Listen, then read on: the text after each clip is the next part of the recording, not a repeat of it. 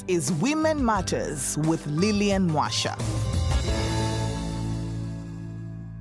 Women Matters ndio kipindi chako pendwa kabisa unachokipenda kuliko vipindi vyote na uhakika. Kipindi hiki kinapatikana hapa Wasafi kupitia channel yako pendwa. Unaweza kutangalia kwa DSTV, kutangalia kwa Azam TV pamoja na Star Times, zote tunapatikana. Tunapatikana kila Jumamosi saa 2:30 za usiku. Naitwa Lillian Mwasha na leo ndani ya Women Matters kuna mambo mengi sana tunataka kuongelea, lakini kabla sijakwambia upande wangu wa kushoto ninaye shosti wangu anaitwa Violet Gerard. How are you mama? I'm fine. Mzima. Niko vizuri. Umenoga na red my love. It's my favorite color. Yes, yani ukiona red na sisimka hivi. Kizungu nacho unajua siku hizi Na chaje sikujua. Alifundisha nani? Auntie. Aunt Sadaka. Ninaye Auntie Sadaka, auntie mpenzi, rafiki yangu mpendwa kabisa, co-director. How are you doing? Niko poa. Ulivyoniita kama una kitu unataka kunieleza? Nilitaka kusema kitu lakini imebidi Nimeshakuelewa. Umeshanielewa. Yaani utakuwa kama alikuwa anataka kufokea. Yaani unapendwa sijui nini, wewe sijui nini. Alafu ikabidi ajiongeze. We're reserved. Upande wangu wa kulia sina mwingine naye Bi Hadji Omar Kopa. Mama. Leo Women Matter imeingia. Ile vifurugo baby kaichonjo. Nawaambia tunavileta vionjo wenyewe mtakimbia. Wacha. Women Matter manjojo. Wacha. Manjonjo Ndio tunayotambia sie. Tuko na wanawake. Women Matters bwana, leo tumejiongeza. Tukasema tusiongee tu wanawake kama wanawake. Ladies and gentlemen, tunaye Profesa huyu si mwingine, ni profesa wa storybook mwenye maakili yake. Ladies, piga makofi kwa Jamal Mustafa. Thank you. Nimesikia. How are you Jamal? Better than perfect. Kabisa. Yes. All right. Jamal, mimi sikuongea naye sana kwa sababu nimeambiwa, nimeelezwa na watu nikulete. Sio mimi nilikuhitaji, lakini wapenzi wa storybook, wapenzi wa Women Matters wamenitafuta wakasema we have to get the professor.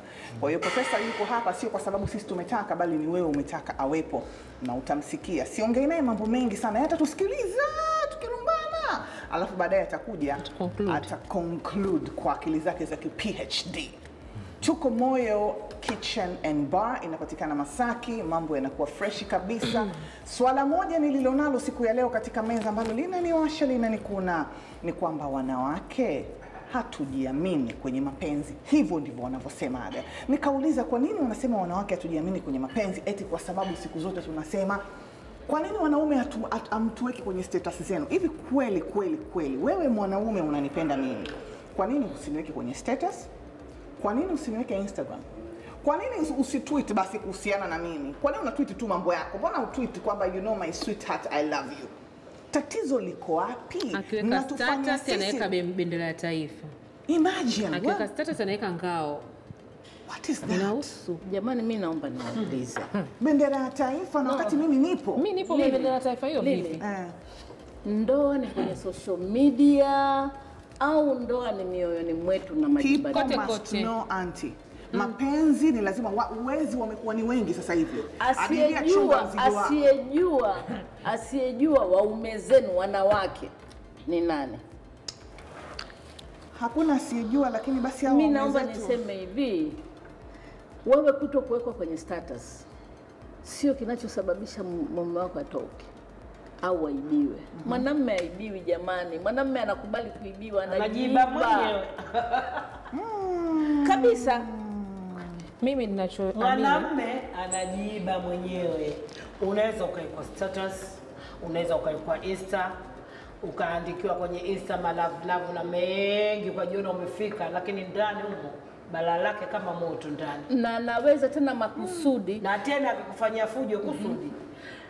Kuweka status, kuchukua wewe akakuoa, akakuweka ndani peke yake inatosha kwa ujiamini kama mimi mume wangu ananipenda. Kwa mimi namuona. Lakini ananipenda tena ngoja na mimi niongee. Subiri nikwambie. Ngoja usinikatishe niache. Nisubiri leo umekaa mbali. Chagua mimi akanieka ndani, kanichagua mimi. Kunichagua kwake sio kataka nionekane na mtu mwingine. Madam mimi ameshanichagua Jamal. Sina haja ya kuonekana na mtu mwingine. Wa kazi gani? Huyu nilokuwa naye mimi kuniona mimi mzuri, mimi nikoje inatosha. Mimi mkewe nataka aniweke, kwa nini hataki? Anakupa nini? Ndio swali. Mimi ngoja, mimi Jamali mtu wangu. Amenioa, ameniweka ndani. Sawa. Hataki kuniweka status. Mimi mke wake nataka simu ya Jamali, mtu ukiangalia tu hivi pale unaona wow, mke wa Jamali. Nataka hivyo mimi sio. Nataka mimi, kwa nini hataki kuniweka? Inapunguza labda wewe pengine kwamba yuko na mtu. Labda wewe una bwana, unataka ujue kama ndo mume wangu akweko huyu si. Biadija, ngoja nikwambie kitu kimoja. Nikiwa kama mchepuko, mapenzi yenu ya zamani ujue. Nikiwa kama mchepuko, nikiwa nina chati na mwanaume mume wa mtu, nikiona ile sura ya mke wake mimi inanikata steam. Inanikata steam kwanza, tena nitaendelea kabisa. Jamali naye na kumwambia bebe mke wake pale. Nikiona kwenye simu yake kamweka mkewe, hiyo ni sanamu tu, atajua mwenyewe. Mimi nikiwa na huyo mume wa mtu, kama nimeamua kuwa naye, nafanya mambo yangu mpaka yanakwisha, wala sijali kama kaika picha mkeo wala kaika nini. La msingi manufaa yangu napata, ananihudumia, nampenda. Akiamua kunioa mke wa pili, shauri hiyo iko siku atanioa. Hakunioa basi riziki yangu nitapata kwa Mungu.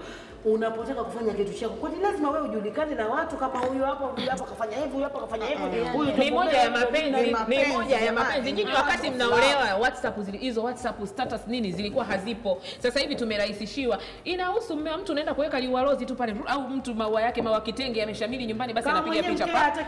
Kaenda kuliweka huko ndani kama kwa usiniweke mimi. Mwanamke star, unajua? Kwanza mwanamke star anatazada. Ungekuwa na mume kama mimi ndio ungepata tabu. Maana kimeta si muda wa birthday upi wala muda wa nini. Mimi ninapokuambia hata picha kwangu umeteza tabu. Hiyo birthday wananikumbusha mtoto wangu. Mama leo birthday yako. Sasa Dadija, umri wako bibi umeenda. Umri wako wewe sio sawa na mimi na Lili. Umri umeenda, kwa hiyo nyinyi hata kwa mfano hapo unaweza ukachukua simu ya msadaka ukakuta profile kaweka juisi. Wewe roho mpaka mtoto wake.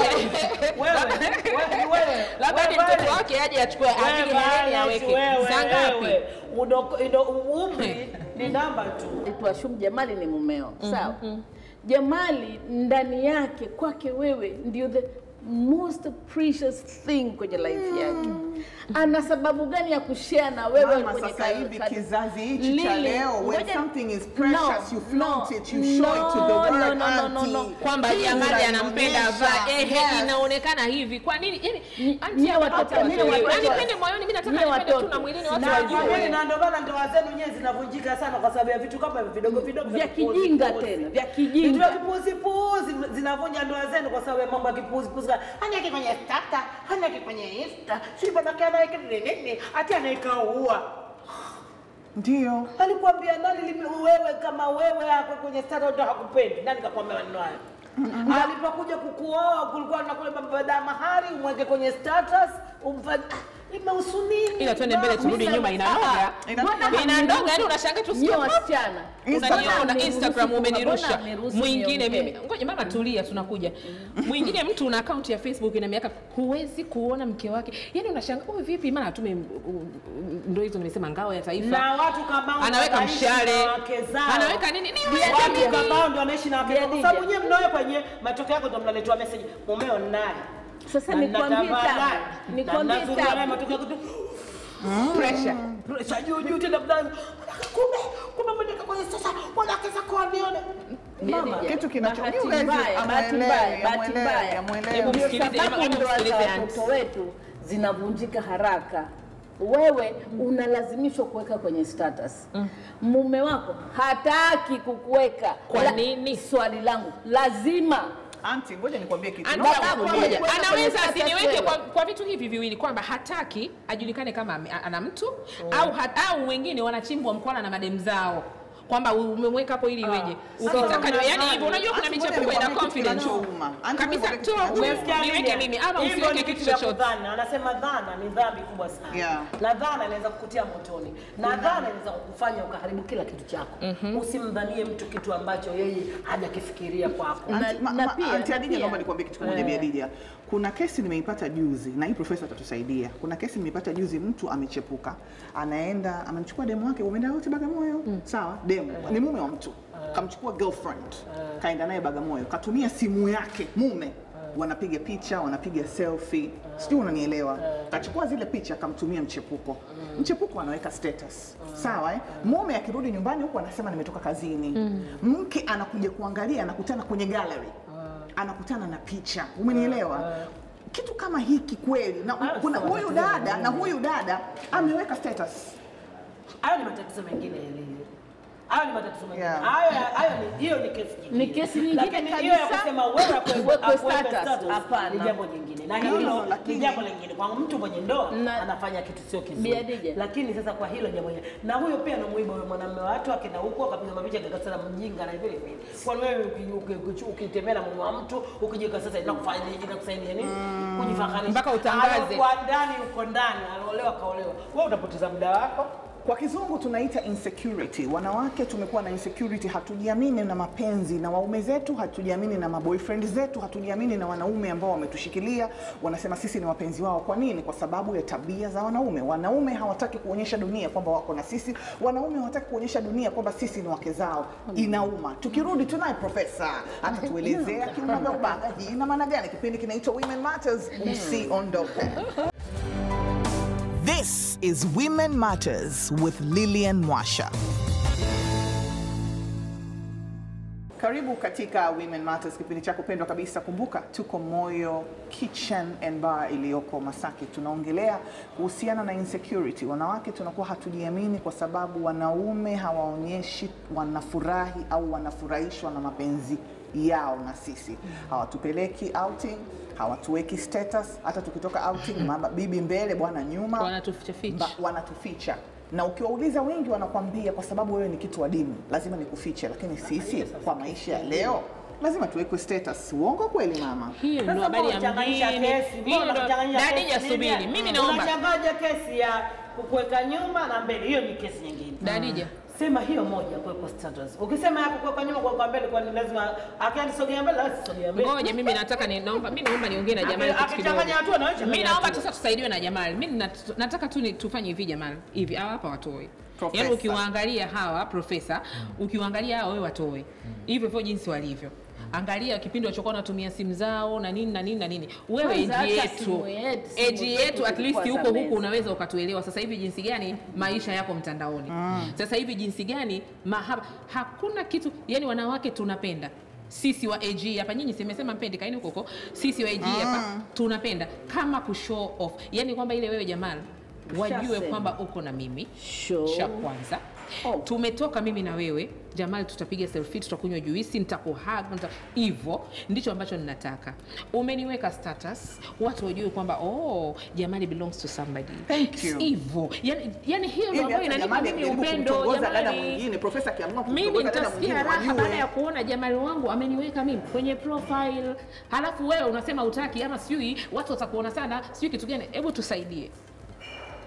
Ni kwamba wewe kwamba tumepotea ama tunadai kitu sahihi kabisa.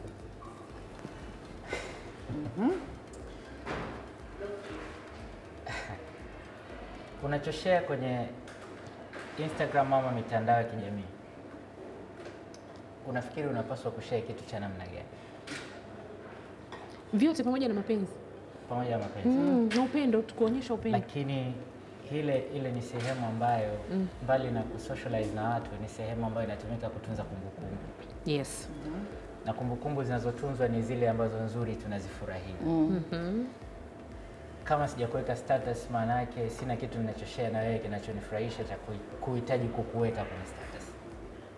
Asante. That's it. Man. So the problem is not me, the problem is you. Come again. Hebu naomba urudie sasa kwa taratibu, wapenzi watazamaji wa to the flow. Oh my God. Unachoshare kwenye social media. Kuna sababu nyingi, lakini mojawapo ni kutunza kumbukumbu. Yes.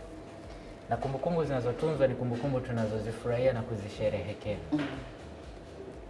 Kwa hiyo maisha yoyote ambayo yana furaha ndani yake, umeenda Serengeti kwa mapumziko, utafurahi, utapiga picha, utaposti. Umepata gari au nyumba mpya, utaposti. Lakini nikikutana na wewe sina ambacho nakifurahia ambacho inabidi ni share sasa na ulimwengu, then kwa nini ni post? Yaani najisikia kulia. Kwa hiyo ina maana So you wasipotuposti hawajafurahishwa na sisi. Yes. Asante. Definitely. Hilo la kwanza. Asante. Tumeweka Cheers. mstari. Naomba Ngoja mnyamaze. tumalize habari Has Sasa uko spoken. vizuri. Yes. I am not predictable. Sasa usije ukadhani nimeshakuja upande wako. Hauko upande wetu. Twende.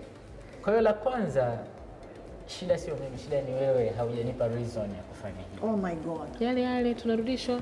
Though inaweza ikawa mimi sasa ndo na tatizo la kuto ku appreciate. Hiyo inawezekana. Lakini kwa kiasi kikubwa sana shida huwa inakuwa yule mtu anakosa sababu ya kushare vile vitu ambavyo anaamini hata akiweka mbele za watu itakuwa ni sawa. Na hata ukisoma tafiti tofauti zinazohusiana na insecurities. Mara nyingi insecurities huwa haziboreshi mahusiano, zinaharibu kabisa. Zinaharibu kabisa mahusiano. Kwa sababu chanzo kikubwa zaidi cha breakups duniani, cha kwanza tukiachana, cha pili ni poor communication, mawasiliano mabaya. Na watu wenye insecurities wanawasiliana vibaya zaidi kuliko watu wengine wote. Issue ya kuweka status, inawezekana ungekutana mimi na kuzungumza kwenye namna nzuri ya kimapenzi, ningeweza kuweka kwa urahisi. Lakini unaweza kuja na approach ambayo kama ni tatizo tayari, kwa nini sipo kwenye status? Kama alivyokuja Violet, mpaka umeweka ngao ya taifa hujaniweka mimi. And there comes a problem. Sasa hakuna reason tena ya kuweka. So kuna vitu vidogo vingi ambavyo wanawake wenyewe huwa wanavikosea, Ambao vinafanya tusiwekwe status. Status. And I'm not saying kwamba wanawake ndio wanakosea au wanawake tu ndio wana insecurities. I'm not saying that. Ila najibu kulingana na hoja yenu mlivyoitengeneza. Kwa hiyo wanawake, wanaume wote wana insecurities. The difference is ni kwamba wanaume naturally si wazungumzaji sana. Ila wanawake ni wazungumzaji kweli kweli. I will say I think kwa Waislamu Mungu anaapa kwamba wanawake ndio wataingia motoni wengi zaidi kuliko wanaume kwa sababu ni ulimi. Yeah. Wanazungumza mno kupitiliza. Kwa hiyo hata kwenye tatizo dogo anaweza aka-amplify na kuweka mazingira ambayo ni hatarishi. Kukaa na shida. Na hakuna weakness mbaya kama ukawa umeolewa uko kwenye ndoa na unaamini kwamba ndoa ni kitu cha thamani, lakini unaivua thamani ile ndoa na kuipa thamani Instagram ama Facebook, and then unataka upambane na aliyekuwa nje. Yaani sijui nitolee mfano gani.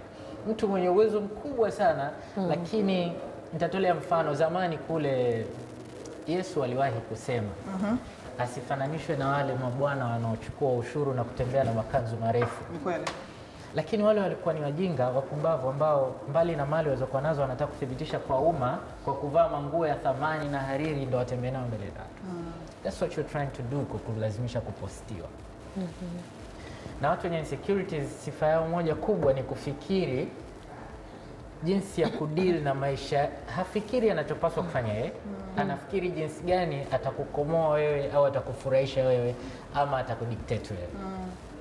Jamaa, naomba nikupeleke kwenye pointi ya kwanza. Umeongea pointi mbili muhimu sana. Pointi ya kwanza ni kuweka kumbukumbu, na umesema utaweka kumbukumbu kwa sababu ya kitu kizuri ulichokifanya. Wanawake wa siku hizi hawawekwi kumbukumbu. Yaani mwanaume wake hataki kumweka. Na hilo ndilo kosa. Na sisi Meza Women Matters tumeona tuingie gharama kumtafuta profesa ili aweze kutusaidia tupewe basi hiyo chance ya kuwekwa kwenye kumbukumbu. Siku moja mwanamke amke ajikute yuko Facebook ya mume wake. Siku moja mwanamke amke ajikute yuko Instagram ya mume wake. Ni vitu gani japo vitatu vya kufanya kumfanya mwanaume aseme la, this one I must post it? Ni kitu gani? Kwa sababu utavaa vizuri, utampikia chakula kizuri, utammasaji we, utambeba, upostiwe. Kwa hiyo naomba utusaidie ni nini tufanye. Hii ya pili tutaongelea vizuri, lakini hii ya kwanza tufanyeje wanawake tupewe basi ile sehemu ya kumbukumbu. Kama anavyoposti watoto basi aniposti na mie, kwa sababu watoto wanapostiwa kwenye ndoa. Akienda bana marafiki zake ataposti, Alafu kwani kuniposti shilingi ngapi? Yes. Kwa hiyo Kwani naomba kuniposti shilingi ngapi jamaa jamani? tupatie. Yaani wewe ukishachukua bando lako tu ukaenda kumposti mke wako, yaani wewe unapata hasara gani? Thank you. Si unaniposti tu, mimi ninataka niposti. Una shilingi ngapi bwana? Tuambie ni nini cha kufanya na ni nini tusifanye ili basi tupate hiyo chance basi ya kupostiwa japo kidogo. Sisi tunataka Maana ndio ulimwengu sasa jamani, hivi sisi tunataka ulivyo. kupostiwa.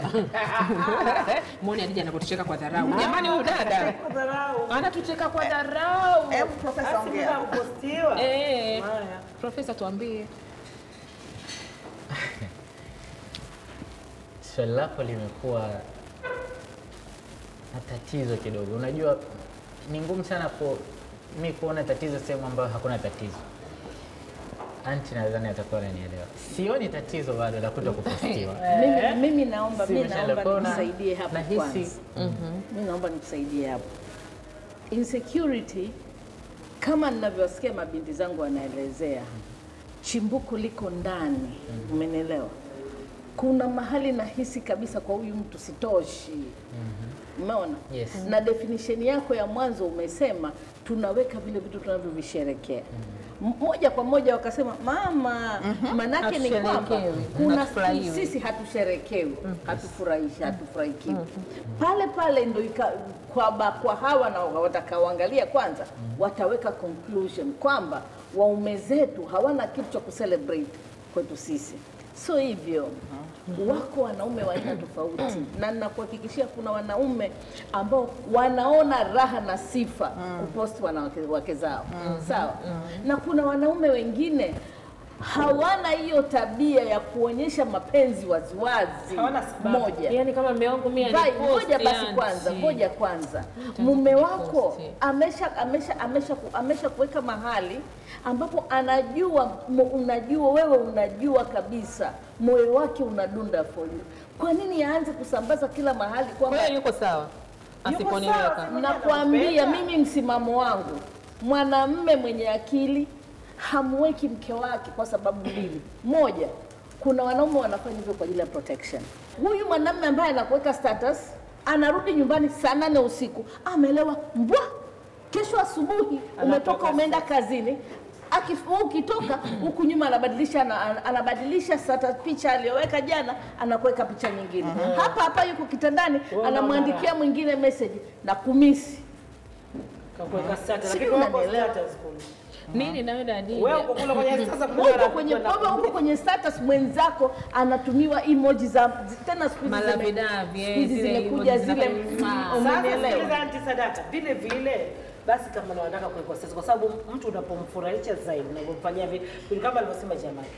Unakaa na mumeo kwa furaha na nini. Kuna siku inamjia labda tuseme ameweka picha. Lakini wewe mwanamume akiingia ndani umuulizi la akhira wala la shari. Ni kweli. Akiingia ndani mwanamume huyo hajui anakula wapi, anafunua wapi, chakula chake anaamboga mguu. Funua hapo. Wewe uko na mambo yako. Mwanamume huyo anaingia ndani, nguo yake akaanza kuhangaika mpaka anakuta kunguru kwenye nguo mwenyewe una habari. Mwanamume huyo akiingia ndani kama tunakaa ndio nyumba zetu za Kiswahili, sisi wengine hatuna vyoo vya kuflash wala maji ya mvua ya kumwagika hivi, uweze hata kuchukua ndoo ukamtilia maji ya kukoga akaenda. Bado anaweka status tu. Mwanamume huyo anafika kwenda kulala, hajui mke wangu kwa leo nimezungumza naye saa ngapi, kanichekesha saa ngapi, kanitania saa ngapi, kaniimbia saa ngapi, kanichezea ngoma saa ngapi. Maana mambo mengine hata yafanye. Wewe ushawahi kumchezea hata ngoma mume akajua kama mke wangu naye anaweza kucheza kabla mambo mengine kumchezea tu akafurahi tu yani kumfurahisha kama anavyosema jamaa. Kitu gani sasa kuweka status? Ngoja nikwambie. Mbali ya hiyo, mbali ya hiyo hapo kuna furaha wala kuna furaha, lakini wewe furaha yako hakuweke tu kwenye status tu uonekane nje kama huyo ndio mkeo. Haya, atakufanyia kila kitu mwanamume, anakupenda, unamuonesha kila kitu na anakupenda, ana mapenzi ya dhati kwako wewe. Lakini kuna watu wavivu wa vitu kama mimi vivu wa mambo ya picha. Mimi kama wewe ndio mume wangu, si unaona nataka uwekwe kwenye picha ndio buda huo si. Sio leo. Tangu hizo siku zimeanza kuingia. Mimi naweza kuja hapa mpaka kaondoka sijapiga picha. Kama hapo nipiga nyinyi, mimi sijapiga picha. Na tunakuona. Kwanza sina muda. Hata ningeenda kwenye shughuli za watu tu wenyewe waniomba kupiga picha. Lakini mimi za kupango wangu nzuri, nikamaliza shughuli sijapiga picha. Kaniuliza ile mwenye nguo alioshania, ile nguo yangu nitumie picha. Sina picha. Umeona lile? Utajua yule mtu hana hobe ya vitu vile, hapendi vile vitu. Iko pia hiyo. Ngoja niongeze kitu kimoja Bi Khadija. Unajua sometimes huwa tunapost kitu, kuna feeling fulani inagusa ndani yako, alafu unajikuta tu umecheka and unatamani kushare ile feeling na the world. Umenielewa? Lakini sasa kuna mwingine hata kama akipata ile feeling ya raha namna ile, anatamani kuweka zile moments za kwake Mwenyewe. Umenielewa? Sasa huyu kwani mna sababu gani ya kushare na watu? Yani auntie, naomba nikwambie, kuna mimi ukiangalia kwenye Instagram ya Mr. picha yangu sio iko moja Lili. Tena naomba isiwepo. Tulienda Taifa wote. Isiwepo. Tumeenda Taifa nakwambia, tumevaa t-shirt sale, tumependeza, tumepiga picha. Sijui alijua ninachokitaka. Akaniambia angalia Insta. Nikaenda kuiangalia. Hivi unajua moyo ulikuwa baridi. Ile kama ni amenifurahisha. Ila sasa ndo mpaka leo. Mimi ngoja niwape Bi Khadija. Mpaka leo sijapostiwa jamani. Bi Khadija, kuna kitu wa mabinti hawajasema. Unajua hawa watoto wetu siku hizi ndio wale ambao wanatamani, tuko harusini, tumekaa kwenye meza kila saa, mume wako amekushika shika. Yes. Oh my God. Mara amekubusu. Mara au nimemkalia hivi. Ili iweje? Iwe nini? Kipindi kinaitwa Women Matters. Tunapatikana hapa Wasafi TV kila Jumamosi. Kuna kesi moja ninayo. Kumbuka tunaongea kuhusiana na insecurity, wengi hatujiamini kwa sababu ya hizi relationships, lakini kuna kesi nyingine ambayo kidogo iko nje ya security lakini ina maana, na nafikiri kwa sababu tunaye profesa nataka atusaidie. Inasema dada Lilian, nina shida. Nilikuwa na boyfriend wangu ninayempenda sana, akazingua. Sawa Si unajua tena Kiswahili cha Swahili. Akazingua. Alipozingua nikamwambia I need space. Kwa hiyo nikawa ninamchunia. Umenielewa? Nilipomchunia my boyfriend akawa ananipigia simu kila saa, nikawa ninamkatia. Ikafika kipindi nikamblock. Lakini dada Lili, this was just for 1 week. Juzi nimemwanblock, nimemwandikia message kwamba nina misi. Kumunblock nimeona kwenye status yake kuna picha ya yeye na mwanamke. Good. Kisusa ndio wala. Maisha kwake yanaendelea. Nimejaribu lakini namuona iko cold. Majibu yake ni short and clear. Dada Lili, nifanyeje? Si boyfriend. Mwana kulitafuta. Kwanza la msingi kwanza hapo mwana kulipata. Si mumewe. Kwa hiyo machi afanye yake na yeye afanye yake. Cha msingi. Lakini ndio mwanzo wa mume na mke kwenye boyfriend. Urafiki ndio unaleta mahusiano ile. Kwa hiyo usiseme kwenye boyfriend na sasa ikishakuwa boyfriend wako, wewe huna mkataba naye. Kwa hiyo wakati wote ukimwachia. Kwa hiyo mambo ya I need space. Mambo ya need space kwenye boyfriend. Wewe ukishuka kwenye daladala mwenzio anakaa. Lili, I need space. Utapata space forever. Kipindi kinaitwa Women Matters. Tukirudi tusikiza profesa anasemaje kuhusiana na hili. Je, tukiwa katika mapenzi wanawake tuka need space just in a span of a week. Can a man go and start dating somebody else? Definitely. Hakupendi. Tutarudi. This is Women Matters with Lilian Mwasha.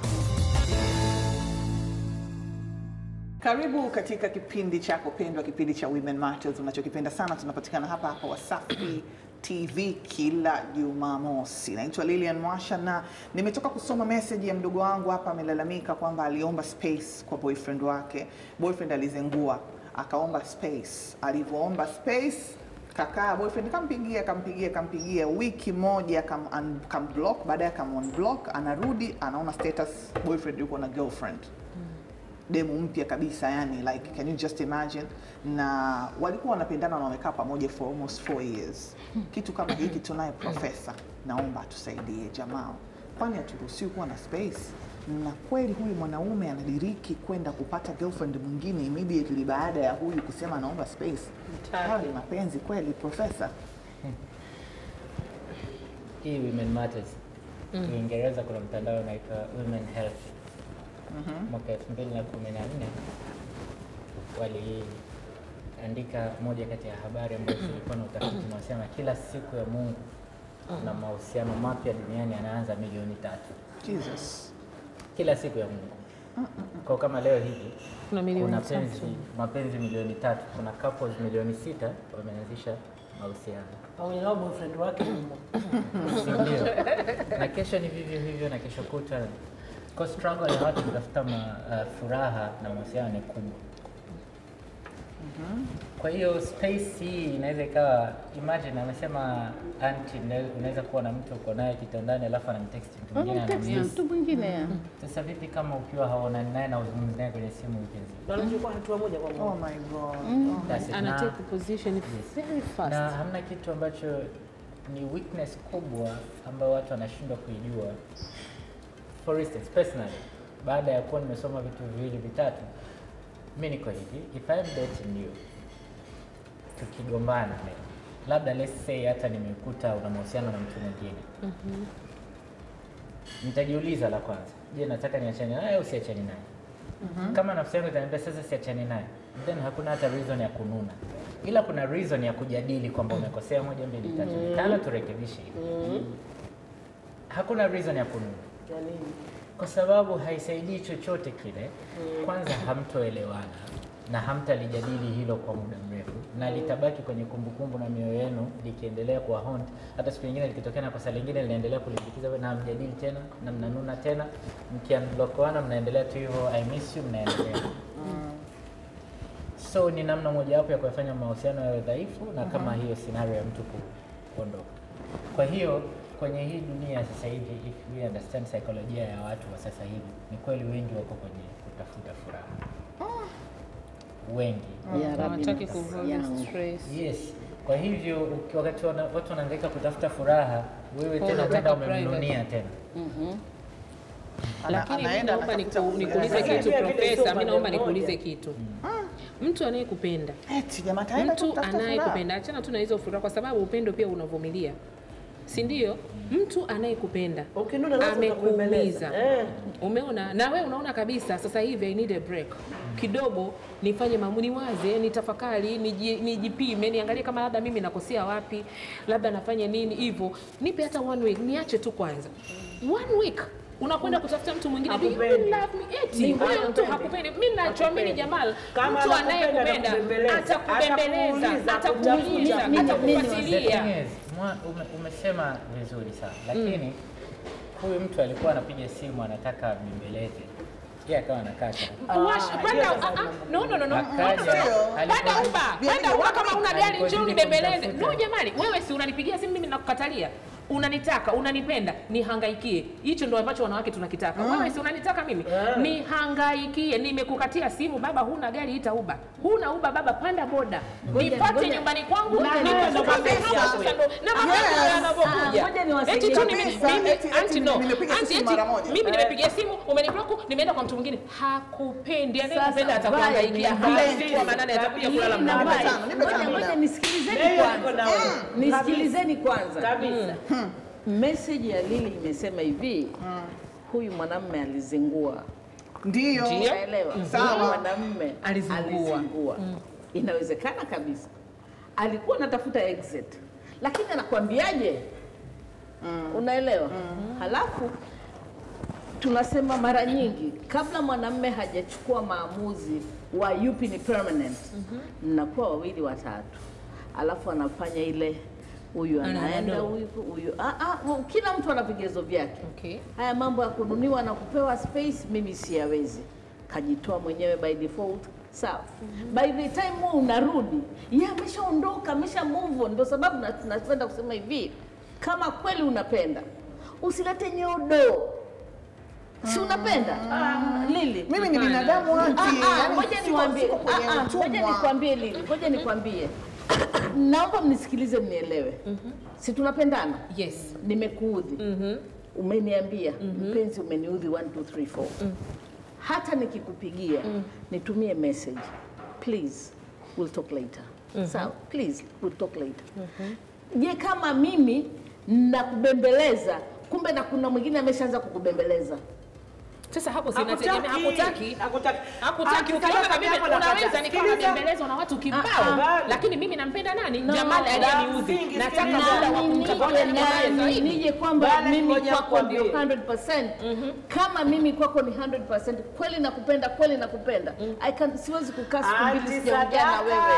Mwanamke au mwanamume asojua kujipima kwa mtu, mwanamume Madam kaniudhi yeye, anatakiwa yeye anihangaikie mimi kunibembeleza.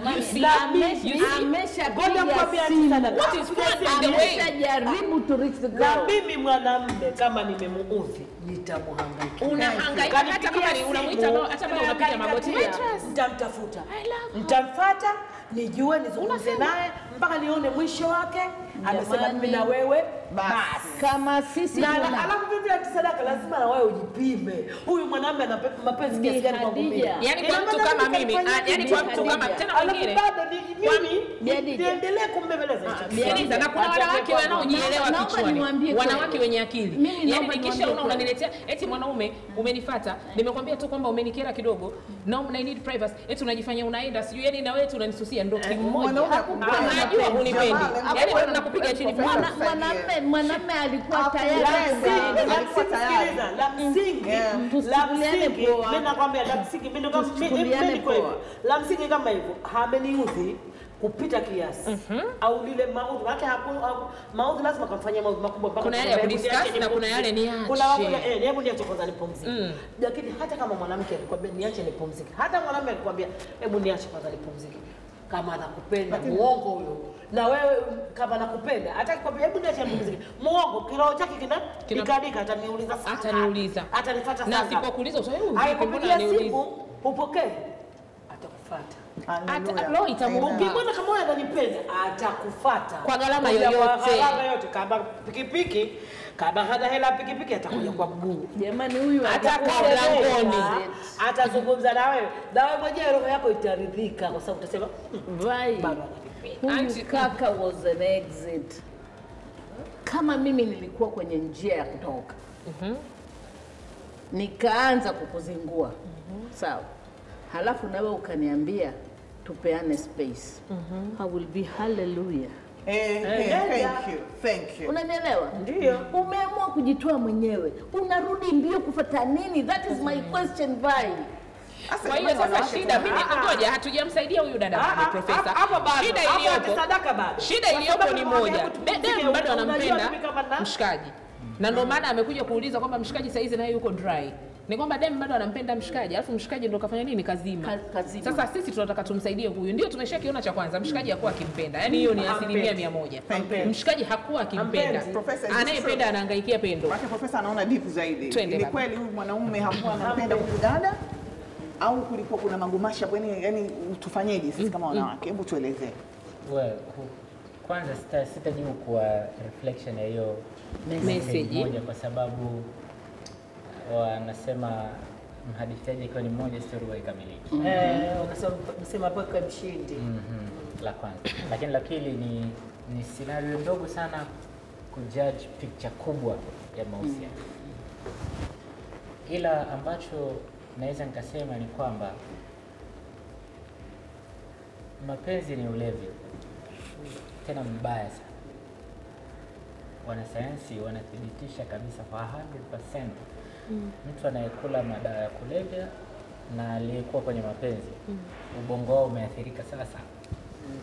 Yule unayemwona teja yuko barabarani pale hawezi kula analala chini anafanya kila jambo ambalo ukimwona unamshangaa huyu ni chizi.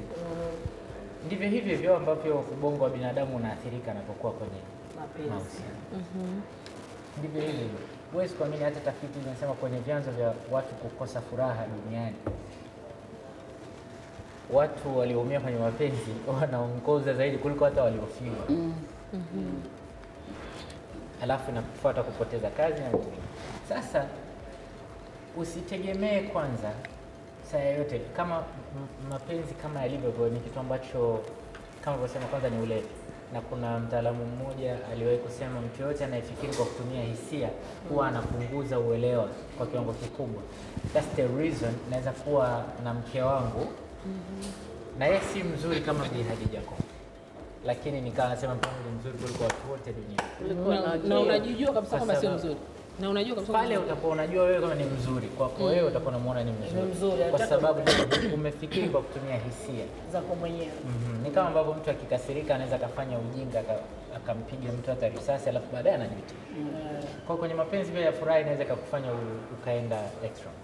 Sasa kama situation ndio iko hiyo, tukirudi sasa practical, maana yake unapokuwa kwenye mahusiano huwa utaongozwa zaidi na hisia kuliko akili iliyokuwa timamu. Kwa hiyo tunapunguza pale rationality, ufasaha wa maamuzi unakuwa umepungua kwa kiwango kikubwa sana. Kwa hiyo tegemea sana kwenye mahusiano watu watakuwa wanafanya mambo ambayo si sahihi. Si sahihi. And that's human nature. Usimlaumu mtu ukiwa anafanya Kabisa. Kwa hiyo kama unataka kufanikiwa kwenye mahusiano, kuna mahali mtu aliandika learn to master to remain calm. Siku zote jifunze chochote kinachokuja ukikipokea kiwe kibaya kiwe kikubwa kiwe na furaha kiasi gani, lakini jikumbushe kurudi kwenye utulivu. Kabisa, kabisa. Kabla ya kufanya chochote. Kwa hiyo kabla hujataka kusema na block au usipokee simu yake ama chochote unachokisema, kwanza jitulize. Hapo ndo utafanikiwa. Na hata yule ambaye sasa naye kabla hajasema naamua kuanzisha mahusiano mengine uko na nini, kwanza jitulize. That's it. Na hata tunapojadili hili jambo inafaa kukumbuka kuna mara nyingi sana ambazo kwenye mahusiano wewe unakosea. Lakini na mimi natumia kosa lako kujustify kufanya makosa mengine tulipiziane. That happens a lot. Kwa hiyo mwisho wa siku unakuta mahusiano mengi yanavunjika kwa sababu mimi nimekosa na alafu wewe umetumia kosa langu kuthibitisha la kwako na unafanya lako unaendelea. Sasa kama situation ndio iko hivyo, kutaka kupambana nayo, kupigana nayo, nimbadilishe isitokee hivyo, nikinuna ni lazima achukue Uber nifuate huko niliko mbele. Unajaribu kupigana na ukweli. Yaani ni sawa sawa unataka kwa nini jua ni kali sasa lazima ndio imeshakuwa hivyo sasa. Lakini profesa kwenye mapenzi na Mwacheni amalize kwanza. Anaenda pazuri sana. Huwezi kupambana. Kwa hiyo kwanza if you need happiness inabidi uwe matured kweli. Na inabidi uwe unajipa nafasi ya kuanalyze vitu. Na ukitaka kuvitafsiri vitu ama kuvichambua kwa namna nzuri, usijiweke wewe tu kujifikiria kwa ubinafsi, fikiri kwa ajili ya mtu mwingine, na mara nyingine hata fikiri kama third person. Yaani jadili ule mgogoro wenu, wewe ukijiweka kama mtazamaji, unaweza ukaona namna nzuri iliyokuwa sahihi ya kufanya maamuzi. Kwa hiyo watu wengi wanafanya maamuzi kwa kurupuka na kwa ubinafsi. Na kuna msemo kama uliwahi kusikia wanasema givers have to set limits because takers never do. Takers never do. Bi Khadija, ukiwa unanipa 10,000 kila siku, kesho mimi nitaona ni haki yangu na nitataka uendelee hivyo. Watu wanaopokea mikono yao huwa haishibi, haitoshi, wanataka waendelee tu kupokea. Kwa hiyo unaweza ukawa kwenye mahusiano na ukawa unaona amepiga simu mara 20 nimezikata, lakini bado alistahili aje. Na nimemblock na nimefanya vyote, unaona hapana haijatosha, alistahili kama anataka kweli lazima aje. That's too much. Sasa wakati huo unafanya hivyo, yule anakutafuta kwa sababu naye ameumia. Unajua hata mtu mwenye akili timamu anapokosa naye huwa anajifunza, anaumia. Kwa hiyo wakati naye ameumia, anataka sasa akurudie, akubembeleze na apologize na mjadili namna mpya. Inawezekana amekukosea kwa sababu umempa reason. Kwa sababu mahusiano mengi duniani huwa yanavunjika kwa sababu mtu ana cheat, anaenda kutafuta nje. Wengi huwa wanaenda kutafuta nje ambacho hawakipati huko ndani. Kwa hiyo pia si kwa sababu ya yeye, wewe una sehemu unachangia.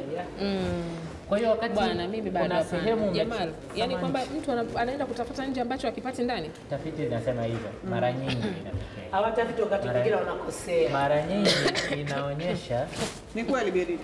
Watafiti wakati mwingine wanakosea. Yes, ni kweli kwenye tafiti kuna kwa sababu nao ni binadamu. Fallacy ni kama ukweli. Mara ndani unaweza ukapewa kitu na bado usiridhike ukataka ukakitafute nje. Sasa lakini mara nyingi huwa inatokea hivyo. Mara nyingi wewe unajua jamani kidogo Vai anavyoiweka kwamba huku ndani kila siku unapewa, lakini unakwenda huko nje kutafuta hiki unachopewa ndani. Naomba nikwambie, sometimes hiki unachokitoa huku ndani kila siku sicho anachokitaka kwako. Yes. Basi yeye ndo ana shida sasa. Sio kwamba ni mimi. Yeye ndo mwenye shida. Mimi am providing everything. Umesema akwambie. Sasa anapiga simu umeblock na upokee. Anakwambiaje? Kuna gap kubwa sana ya mawasiliano ambayo iko kwenye mahusiano. Watu hawasiliani vizuri. Kiasi kwamba ndo mambo mengi hayajadili. Unajua jamani, sisi wanawake tunataka kuona how hard did you try to reach me. Yaani hiyo jamani bado hapo ngoja tuelewe. Nimekublock lakini ulikoje tuelewa. Mimi nataka kubembelezwa. How hard have you tried to come to me? Mimi naomba niende straight hivi. Yaani naomba niende hivi moja kwa moja. Lili huyo anaenda sio. Mimi nakuja live. Jamani, nataka unibembeleze. Na raha ya mapenzi kubembeleza. Kabisa. Habari za nakupa na ngapi umeenda hizo hazipo. Fight for our love. Hata kama ni mwaka, niendelea kunibembeleza, endelea kunifuata, endelea kunibega, endelea kuniletea gift. Umenikosa kwenye simu, nifuate nyumbani kwangu. Niko mkoani weekend, panda gari, njoo ubembeleze penzi. Najisemea mimi mwenyewe binafsi. Mimi ninapompenda mtu ninayempenda, mimi najisemea yani ndo niko hivyo. Unaingia napompenda mtu ninayempenda, nampenda kidhati ndani ya kutoka unaingia miguu na mikono. Na ingia kila kitu. Na napenda siku moja lakini naacha siku moja. Yaani akinipenda leo, tabia zake zile za kunipenda nazijua. Akinikata siku hiyo na mkata siku hiyo. Yule nikimuudhi. Nikijua kama kweli nimemuudhi leo, sitokubali mpaka kosa langu nilisawazishe kwa njia yoyote. Safi. Kama nimekuudhi hata akikublock. Yaani ukiniblock utanikuta nje ya nyumba yako nimekaa nje. Jamani, tunataka gharama yoyote ile utafanya. We need to talk. Ina hiari yake yeye mwenyewe. Nitakuitia hata watu kunikubalia au kaamua kunikatalia. Hapo ndo nitajua kwamba huyu mtu yeye kumbe mimi nilikuwa nampenda, yeye hanipendi. Ningefanya kila njia. Kama kutafuta ningemtafuta, kama kupanda basi ningepanda basi, kama ndege ningekopa nikapanda ndege nikapanda. Nikaenda nikamsikiliza tu. Mimi nataka tuwe macho na uso. Aniambie, niambie. Nimekuja nimekuomba radhi hivi na kila njia. Imeshindikana. Mwisho niambie. Mwingine anamwambia kisu hiki kama unachoma nichome. Niambie nimekosea nini? Jamani, naomba niwaambie hivi. Nyie mnaongelea roho zenu, mnaongelea nafsi zenu. Sio nafsi ya yule upande mwingine. Hampendi. Hiyo alitingisha kiberiti kikalipuka hivi. Labda niseme ilo kosa lilolifanya mwanamume ni kwa sio kosa kubwa. Maana wanawake wengine wana kisirani. Na wanakuwa ile ni tabia mtu anaendelea nayo. Kwa hiyo mwanamume amechoka. Mimi ninachokiona. Kwa hiyo kila siku anafanya vitu kama hivyo. Hapo nakubali. Lakini hujamuudhi, amekuudhi mwanamke, tuseme kwa mara mwanzo au imetokezea bahati mbaya, alafu asikutafute. Amekuudhi mwanamume asikutafute. Hiyo sikubaliani. Tukirudi Profesa atamalizia kwa kutuelezea ni nini kifanyike, kwa sababu kweli tutaongea hapa. Mimi kweli sijamuelewa. Profesa nimemuelewa na sijamuelewa. Nataka mfano zaidi. Kipindi kinaitwa Women Matters, usiondoke. We'll be right back. Yeah. This is Women Matters with Lillian Mwasha. Kitu kimoja ninakijua kuhusiana na mapenzi, hakunaga mapenzi bila kubembelezana. Hata nikikwambia I need space, ninategemea uje unibembeleze, uniambie baby why. Lakini eti I need space alafu ghafla unaondoka, alafu ghafla sikuoni unakuwa na mtu mwingine. Hebu Biadija, mapenzi bila kubembelezana. Hakuna mapenzi matamu kama mapenzi ya kubembelezana. Hadija nadanganya dadangu. Maana sio waimbaji tunaimba mpenzi wangu ni pepe nione raha nilale. Umeona? Usijali nipoke penzi liwe pale pale. Unafikiri mafeni hakuna? Hawapepei siku hizi. Mafeni hapo. Wanaume hawapepei dada siku hizi. Hawataki kupepea. Ndio hazijile ndio za mapenzi hizo za kubembelezwa. Unafikiri tukiimba hivyo unafikiri mafeni hamna AC hamna? Nataka wewe nipepee. Mna AC na mafeni. Penzi la raha, mtu anakamata kipepewa na kupepewa. Kweli lile na kazi yake, na mwanamke ana kazi yake kwa mpenzi wake. Kuna vitu unavifanya mpaka mwenyewe anasema hapa ninapendwa. Lakini sasa mtazoea AC, shazoea mafeni, hatupepewi. Tena mnatengeneza kila kitu. Maana sasa hivi mpaka chapati inapikwa huko, unaenda kuinunua na unaweka mafuta. Hangaika, mhangaikie mtu. Na yeye mwanamume akuhangaikie wewe. Tuhangaikiane. Karibu Profesa. Auntie, kabla ya Profesa, Auntie Sadaka, naomba utuambie kuhusiana na mimi huyo mtu ameniumiza. Yani ameniumiza sana. Lili atakuumiza kwa sababu unaangalia maumivu tu ya huyu binti. Sawa? Lakini amegusa Bi Khadija akasema inawezekana kabisa huyu binti hususan ndo tabia yake. Kusema ndo tabia yake. Yaani unajua ndio kuna vitu ambavyo vinakuumiza roho. Sawa? Kaeni chini mdiscuss. Tuna tatizo, unanizimia simu. Kuna kwa mtu mwingine anaichukulia kabisa ni kukoseana heshima, kukoseana adabu. Alafu kuna mtu mwingine mapenzi ninayokupenda na ukishanipa tu dalili za kwamba huniheshimu, vitu it's a deal breaker. Alafu Auntie Sadaka, mwanamume wa Kiswahili, wao wa vijana wetu wanapenda kufuata uzungu. Mwanamume wa Kiswahili unamwambia sipesi. Pumzika break. Wiki moja. Mwanamume wa Kiswahili anakupumzika wiki moja. Mambo haya wazungu ndio hiyo. Tuharibia mambo hayo. Yani umenihama, mara tena ushanihama, ushakimbia. ushakimbia. Kumwambia pumzika wiki moja, anaona hana adabu. Vai, yani ni lazima tukubali mazingira. As a human being, nimefanyiwa kitu cha kuumizwa. Najijua labda mimi kwa mdomo wangu nikisema nizungumze naye sasa hivi nitaharibu zaidi. Please, I need a break. Kosa alilo naomba niache. Ili nisitamke. Ni mbaya mtu kusema kwamba nataka nikwambie. Ndio maana kila siku mtakuwa mnapewa break. Maana alilofanya binti, kosa kubwa alilofanya binti ni kumblock. Sawa. Pamoja na kwamba inawezekana huku nyuma ilishatokea, akapewa space, akapewa space. Sasa mwisho mtu anaona huyu si mpumbavu wake tu, hata nikirudi kesho atarudia. Sawa. Ndio sababu huwa anasema tuwe bold. Unasema unachotaka namna unayotaka. Kila siku space, kila siku umenizingua, kila siku hivi. Yani mwisho mpaka mtu anakuchoka. Sawa. Anakuona kabisa kumbe ana space sasa mimi nitaijaza nafasi bwana. Mwisho mtu anachoka. Kwa hiyo cha kwangu ninachotaka kusema kwenye mapenzi ni lazima tufikiriane. Sawa.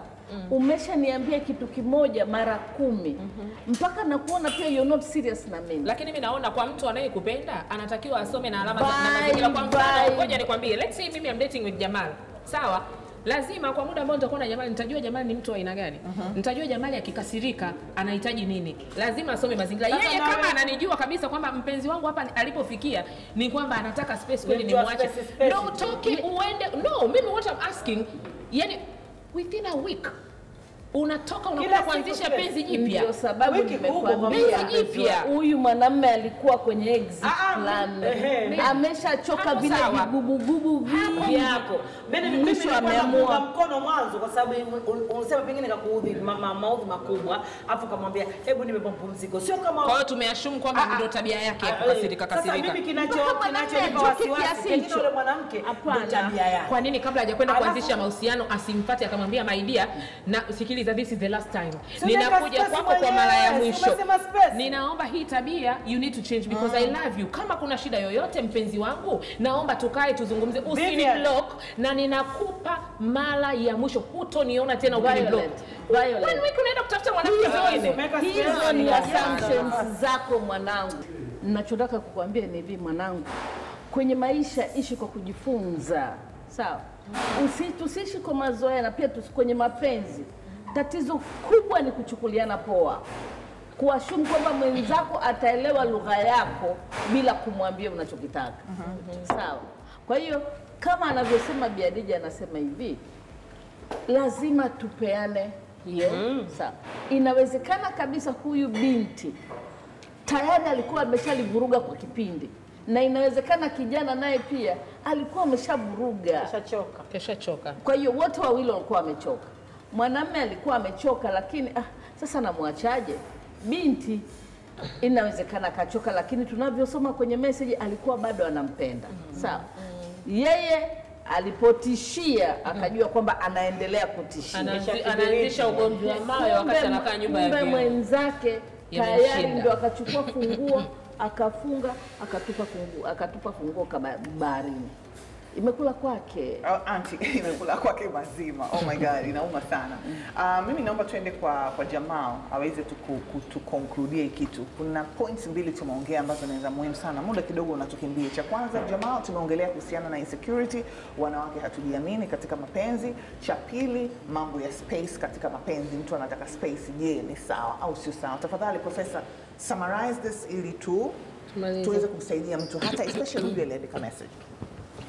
Okay, lakini let me alert vitu viwili. Okay. La kwanza, vyote ninavyozungumza hapa mimi navizungumza kwa general understanding.